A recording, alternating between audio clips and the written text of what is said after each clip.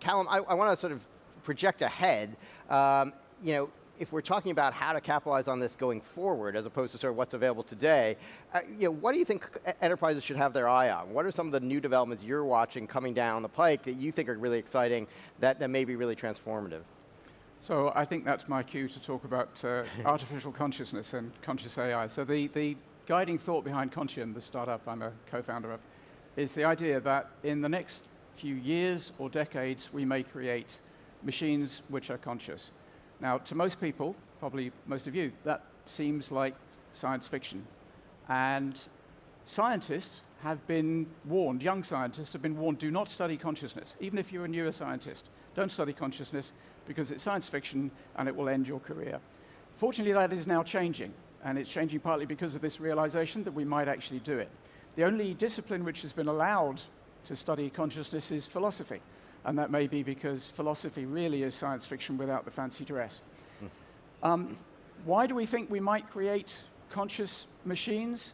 Because we don't know how our consciousness arises. We're learning a lot now, learning in the last few years much more than we have in the whole of human history before. But it's certainly a lot to do with the processing of a great deal of information in particular ways. And of course, we are increasingly having machines do that. Also, I should say, what do we mean by consciousness? People get tied up in knots about this. It is simply the business of experience. It's what it's like to be you. You perceive red, you feel pain, you feel thirst, that's consciousness. Now, why would we want to study consciousness in machines? Three big reasons. One is, our consciousness is perhaps the most important thing about us. I think what's important about us is what's between our ears and not what's below. And if we do create or get on the verge of creating artificial machines, artificial consciousnesses, we'll learn something about our own consciousness, and that's really important. Second reason is mind crime. This is a phrase coined by Nick Bostrom a few years ago. If we do create conscious machines, if we create artificial consciousness and we either don't notice we've done it or we deny that we've done it, we will put them in distress. We will torture them and enslave them and possibly kill them over and over again. And this could be the worst crime humanity has ever committed. And it would be a really good idea to not do it for a whole bunch of reasons. The third reason for being interested in artificial consciousness is even more science fiction-y.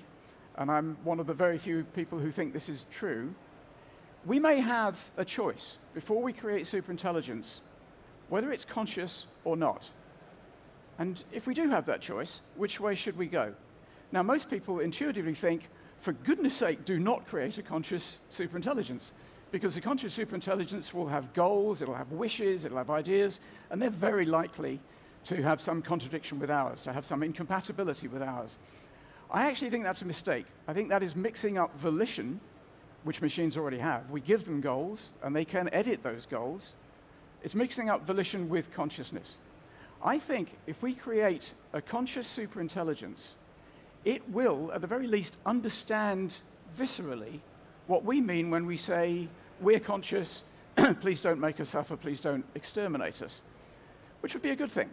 Now, of course, it might not work out like that. It might have no difference at all in how superintelligence treats us. But it seems to me one of the very few things we can do to determine the future behavior of a superintelligence is to decide whether it's conscious or not. So, all right, that's what Conscium's doing. And is this good, just to cut you off there, do you think this will be good for business or bad for business if we have conscious AI?